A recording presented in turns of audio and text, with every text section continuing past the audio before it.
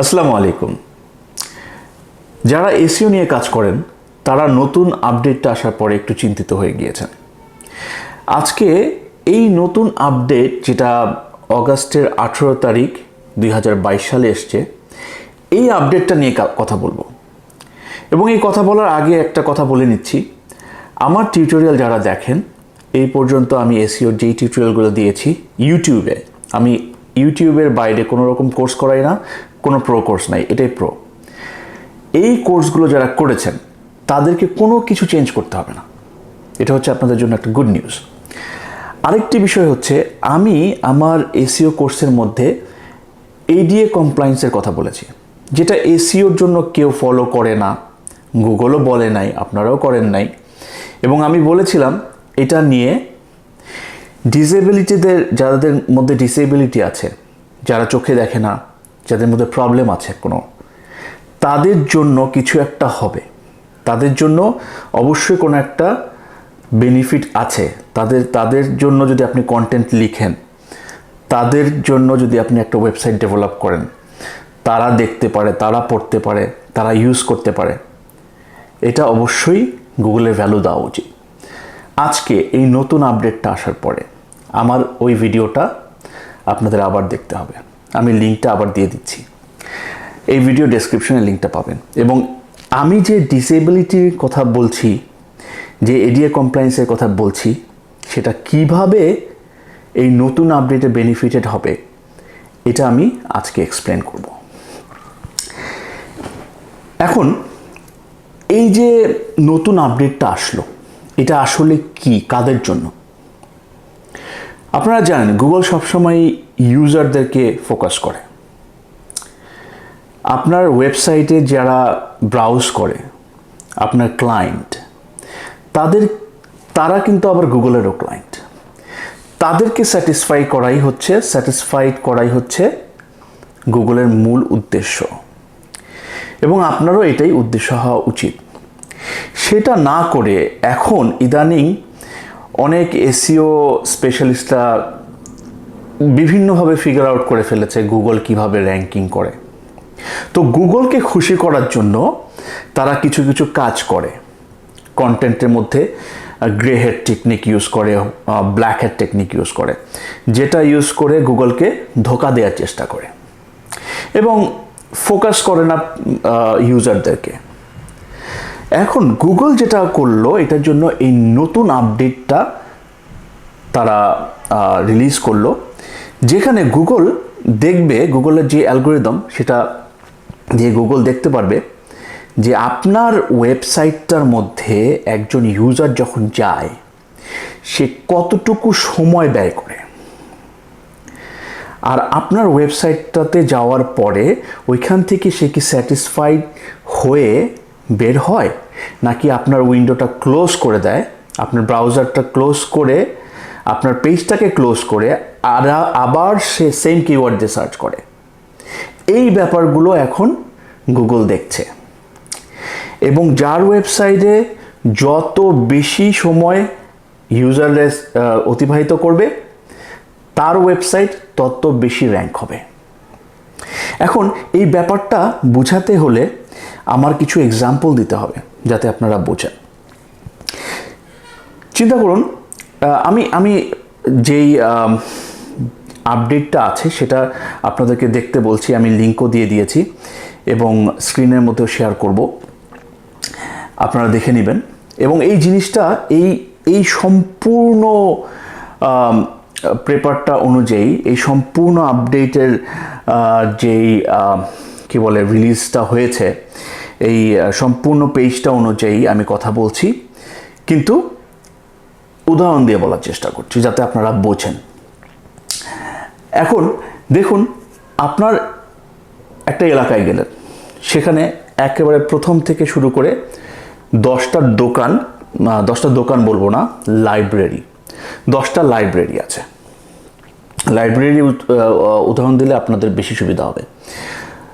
তো প্রথম লাইব্রেরিটাতে আপনি গেলেন, প্রথম লাইব্রেরিটাতে গিয়ে দেখলেন সব কিছু উল্টাপাল্টা, অগুছালো, কোনো কিছু গুছানো না।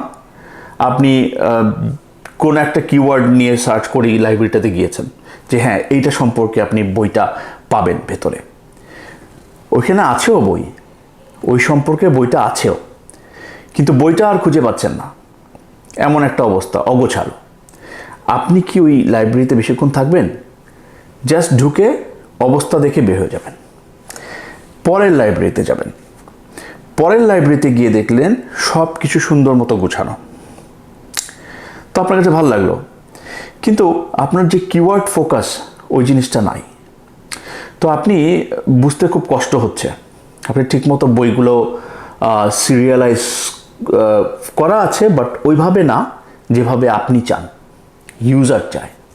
তো এই লাইব্রেরিটা আপনি পছন্দ করলেন না, আপনি সেকেন্ড লাইব্রেরি থেকে বের হয়ে গেলেন, থার্ডটাতে গেলেন। থার্ডটাতে গিয়ে দেখলেন সব কিছু সিরিয়ালাইজ ওয়েতে আছে, কন্টেন্টগুলো খুব সুন্দর মতো সাজানো। এখন কিওয়ার্ড সুন্দর করে বেস একেবারে কিওয়ার্ডটাকে ফোকাস করা হয়েছে, ঠিক যেটা নিয়ে আপনি সার্চ করেছেন সেই জিনিসটা আপনি পাচ্ছেন প্রথমেই। তারপরে এটা ডেসক্রিপশনও পড়লেন। এখন এখানে প্রবলেম হচ্ছে কি, আপনি যেই ডেসক্রিপশনটা পড়লেন সেটা অলরেডি সব জায়গায় আছে, মানে একেবারে কমন জিনিস, নতুন কোনো কিছু অ্যাড করে নাই। আপনি বেনিফিটেড হলেন না, আপনি আবার ক্লোজ করে বের হয়ে গেলেন, লাইব্রেরির ডোর ক্লোজ করে দিলেন, বের হয়ে গেলেন, আরেকটা লাইব্রেরিতে গেলেন, 4 নম্বর লাইব্রেরিতে। এখন 4 নম্বর লাইব্রেরিতে গিয়ে আপনি সব কিছু আগের লাইব্রেরিতে যা ছিল তাই আছে, সব কিছু ঠিক আছে, কিন্তু এইখানে আপনার যেই বইগুলো আছে বইগুলো এত বিশাল, মানে বইগুলো বলতে এখন বোঝাচ্ছি কন্টেন্ট, কন্টেন্ট এত বেশি গুগলকে খুশি করার জন্য, মানুষকে খুশি করার জন্য, যে হ্যাঁ এখানে অনেক কিওয়ার্ড থাকবে, হ্যাঁ মোটামুটি মানুষ খুশি হইলেই হবে, গুগলে পাইলেই হবে, হ্যাঁ সব ধরনের টপিকস দিয়ে দিয়ে বিশাল একটা কন্টেন্ট। আপনি পড়তে গেলেন, পড়তে গিয়ে মাথা খারাপ হয়ে গেল, এত কন্টেন্ট তো আপনি জান নাই। যেই কিওয়ার্ডটা নিয়ে সার্চ করেছেন এই কিওয়ার্ড সম্পর্কে বইটা আপনি নেবেন, নিয়ে ওইটা সম্পর্কে একটা জ্ঞান আপনার পাইতে হবে। যদি প্রোডাক্ট কিনতে চান ওই স্পেসিফিক প্রোডাক্টটা পাইতে হবে, অন্য কিছু থাকলে লাভ নাই। তো ওইখানে দেখলেন অনেক উল্টাপাল্টা আগ্রম বাগ্রম আছে, ওইখান থেকে বের হয়ে যাবেন।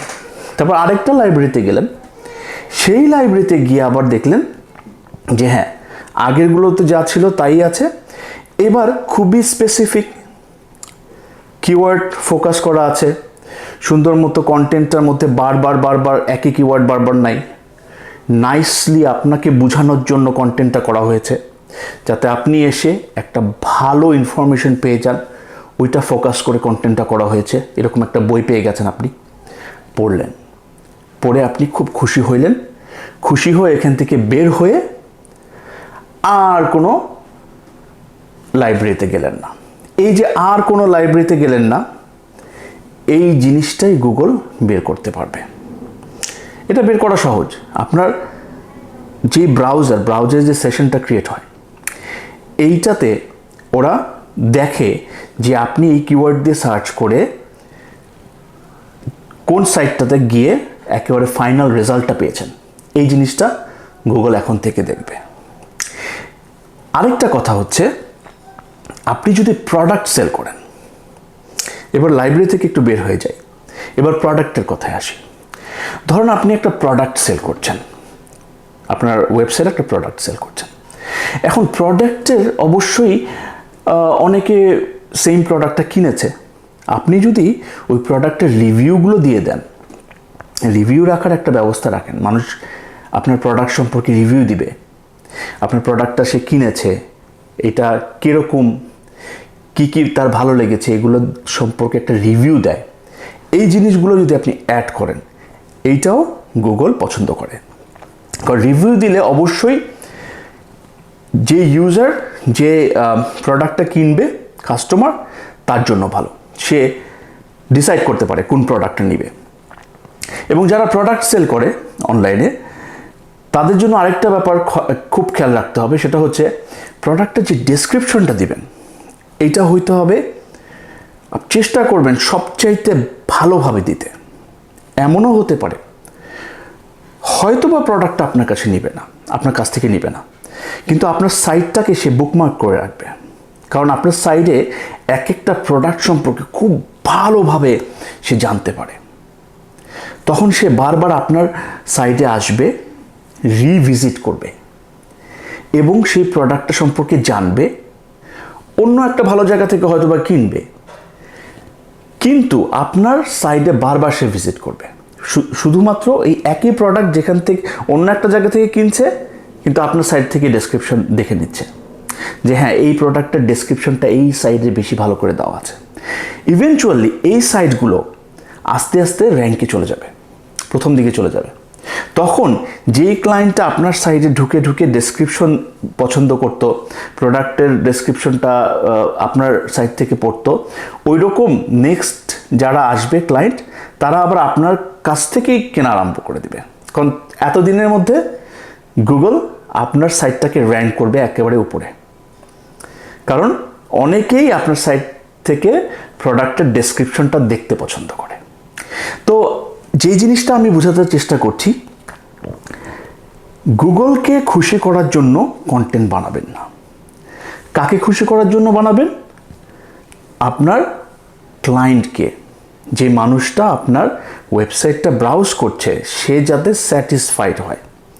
আর সেই স্যাটিসফ্যাকশনটা বোঝার জন্য গুগলের অলরেডি অনেক কিছুই ছিল আগে থেকে, ওইগুলোই আবার এখানে র্যাঙ্কিং ফ্যাক্টরের মধ্যে ঢুকিয়ে দিয়েছে। গুগলের এক্সট্রা কোনো কোডিং করতে হয়নি, খুব একটা বেশি এক্সট্রা কিছু অ্যাড করতে হয়নি, কারণ গুগল অ্যাডসেন্সের মধ্যে এই জিনিসগুলো অলরেডি ছিল। তারপরে গুগল অ্যানালাইটিক্সের মধ্যে ছিল, গুগল ইউটিউবের যেই অ্যালগোরিদম, গুগল এটা তো ইউটিউবও তো গুগলেরই। সো ইউটিউবের যেই অ্যালগোরিদম, এগুলো একই রকম, অ্যাভারেজ ওয়াচ টাইম দেখছে, কতক্ষণ ইনভলভ থাকছে, ইমপ্রেশনটা দেখছে। তো একই জিনিসগুলো এখন র্যাঙ্কিং ফ্যাক্টরে নিয়ে আসছে। এবার আসুন আসল কথায়। আমি আপনাদেরকে বলেছিলাম এডিএ কমপ্লায়েন্সের কথা, ডিসেবিলিটি, যাদের ডিসেবিলিটি আছে, যাদের কোনো চোখে দেখতে পারে না অথবা আরও অন্যান্য ধরনের ডিসেবিলিটি আছে, তাদের জন্য যদি আপনি কন্টেন্টে লিখেন, আবার আপনার ওয়েবসাইটটা বিভিন্ন ইমেজ যে দিয়েছেন এটার অল্টার টেক ইউজ করেছেন এবং আরও অনেক কিছু আছে, এডিএ কমপ্লায়েন্স, 508 কমপ্লায়েন্স, এগুলো এত বললেই হয়ে যায় না, এত সহজও না। ওরকমভাবে সম্পূর্ণ সাইটটা আপনি ডেভেলপ করলেন, এখানে এক্সট্রা বেনিফিট কিভাবে হবে আপনি চিন্তা করেন। যারা নর্মাল তারা তো দেখছেই, তাদের কাছ থেকে তাদেরকে আপনি রাখতে পারছেন। হ্যাঁ, এই কাজটা তো সবাই করবে, সবাই তো এখন গুগলের এই আপডেটটা জেনে গিয়েছে, এই কাজটাই করবে। এখন আপনি এক্সট্রা কি করবেন? আপনার এমন কিছু একটা করতে হবে যেটা এক্সট্রা, এটাই হবে হচ্ছে এডিএ কমপ্লায়েন্স করা। আপনি আপনার সাইটে যদি এডিএ কমপ্লায়েন্স হয়, একজন অন্ধ লোক এসে যদি আপনার সাইটটা ব্রাউজ করতে পারে, ইনফরমেশন নিতে পারে, সে বেশিক্ষণ থাকবে আপনার সাইটে। তার ডিসেবিলিটি আছে, সে বেশিক্ষণ থাকবে এবং সে বারবার খুঁজবে আপনার সাইটটা, বুকমার্ক করে রাখবে। অনেকে আছে কালার ব্লাইন্ড, তাদের জন্য কি আপনি সাইটটা বানিয়েছেন কিনা, এমন কালারগুলো ইউজ করেছেন কিনা যে কালারগুলো সবাই দেখতে পারে। একজন কালার ব্লাইন্ড যে সেও আপনার লেখাগুলো ঠিকমতো দেখতে পারে, আপনার যেই ইমেজগুলো ইউজ করেছেন দেখতে পারে, এইভাবে আপনি বানিয়েছেন কিনা। আপনি ভিডিও দিয়েছেন, একটা ভিডিওতে কি কন্টেন্ট আছে এগুলো কি ফোকাস করেছেন কি, এগুলো কি একজন অন্ধ মানুষ বুঝবে কিনা। একটা ছবি দিয়েছেন, এইটার একজন ডিসেবল পার্সন যদি দেখে সেটা সম্পর্কে জানতে পারবে যে হ্যাঁ এটা এই ইমেজ, এই জিনিসটা আপনারা অলরেডি জানেন, আমার টিউটোরিয়াল যারা দেখেছেন এর আগে এই জিনিসটা জানেন। এখন এইটা নিয়ে আরেকটু এখন বেশি চিন্তা করতে হবে। আমাদের এখানে আমি একজনকে ম্যানেজ করার চেষ্টা করছি, ওর নাম নওশের রহমান। আমি যদি ওকে ম্যানেজ করতে পারি, খুব সে এডি এক্সপার্ট, তাকে যদি আনতে পারি আপনারা অনেকটা ক্লিয়ার হয়ে যাবেন। সে অনেক বিজি, আমি জানি না তাকে আনতে পারবো কিনা, চেষ্টা করব অন্তত সে যদি কোনো ভিডিও বানিয়ে ফেলে একা একা, তাহলে সেটাও ভালো, সেটাও আমি আমার ফেসবুক গ্রুপে শেয়ার করব ভালো মনের মানুষের সন্তানে, যাতে ওইখান থেকে আপনারা পেতে পারেন যে কিভাবে আপনি বুঝবেন আপনার সাইটটা এডিএ কমপ্লায়েন্স হয়েছে। আর আপনারা যেহেতু এসইও এক্সপার্ট, আপনাদেরকে এডিও কমপ্লায়েন্স করতে হবে না, আপনার এডিএ কমপ্লায়েন্স করতে হবে না, আমি এডিও বলে ফেলছি, এডিএ কমপ্লায়েন্স করতে হবে না। আপনাদের শুধু ধরতে হবে যে করা আছে কিনা, টেস্ট করতে হবে। টেস্ট করার পরে যখন দেখবেন এডিএ কমপ্লায়েন্স না, তখন ডেভেলপারকে দিয়ে কাজ করাতে বলবেন যে হ্যাঁ এই জায়গাটা হয় নাই। তখন আপনার ক্লায়েন্ট কিন্তু আপনার প্রতি একটা পজিটিভ, আপনার প্রতি একটু পজিটিভ হবে। বিশেষ করে আমেরিকার ক্লায়েন্ট, আমেরিকায় কিন্তু এডিএ কমপ্লায়েন্স হওয়াটা ম্যান্ডেটরি। এই জন্য আপনাকে আপনার ক্লায়েন্ট আর জীবনেও ছাড়বে না, যদি অ্যাটলিস্ট ইউএসএ ক্লায়েন্ট হয়, জীবনে আপনাকে আর ছাড়বে না। তো এই জিনিসটার জন্য আমি ডিটেল ভিডিও বানাবো। যদি এক্সপার্ট যিনি আছেন তাকে নাও আনতে পারি তার ব্যস্ততার কারণে, আমি নিজে জিনিসটা আপনাদেরকে আরও ভালোভাবে ক্লিয়ার করার চেষ্টা করব। তবে যতটুকু বলেছি এডিএ কমপ্লায়েন্স সম্পর্কে, আপনাদেরকে লিঙ্ক দিয়ে দেওয়া হলো যে এই ভিডিওটাতে বলেছি, আপনারা একটু দেখে নেবেন। আর যারা আমার ভিডিও ফলো করেছেন, আমার ভিডিও দেখে এসইও শিখেছেন, তাদের চিন্তা করার কিছুই নাই। আমি এমন কিছু বলি নাই যেগুলো এখন আর ফলো করা হয় না। আর ফাইনাল একটা কথা, যতই বলুক গুগলকে ফোকাস করবেন না, ঠিক আছে গুগলকে ফোকাস করবেন না, কিন্তু কি যেই জিনিসগুলো আছে, টাইটেলে ইউজ করা, ডেসক্রিপশনে কীভাবে ইউজ করতে হয়, ইউআরএলে থাকা, এই ব্যাপারগুলো কিন্তু চেঞ্জ হয় নাই। আবার ভুল করেন না আপনারা, কন্টেন্ট লিখতে গিয়ে একেবারে ফোকাস হারিয়ে ফেলেন না, তাহলে কিন্তু ভুল করবেন। আমার আগের ভিডিওগুলো দেখুন, আর আপনাদেরকে আমি আশ্বস্ত করছি এমন কোনো চেঞ্জেস আসে নাই যে আমার ভিডিও যারা দেখেছেন তারা আর বেনিফিটেড হবেন না। যারা অলরেডি এসইও শিখেছেন আমার কাছ থেকে, তারা অলরেডি রেজাল্ট দেখছেন। অনেকে আমার গ্রুপে পোস্ট করছে, তাদের ট্রাফিক আরও বেড়ে গেছে, তারা অনেক ভিউ পাচ্ছেন, হ্যাঁ, তাদের র্যাঙ্কিংয়ে কোনো সমস্যা হয় নাই, উল্টা র্যাঙ্কিং বাড়ছে। সুতরাং আপনাদের র্যাঙ্কিং বাড়বে, কমবে না, এটা নিয়ে আর চিন্তা করার কোনো কিছু নাই। তো আজকে এতটুকুই, আবার আরেকটা ভিডিওতে আসবো। ধন্যবাদ।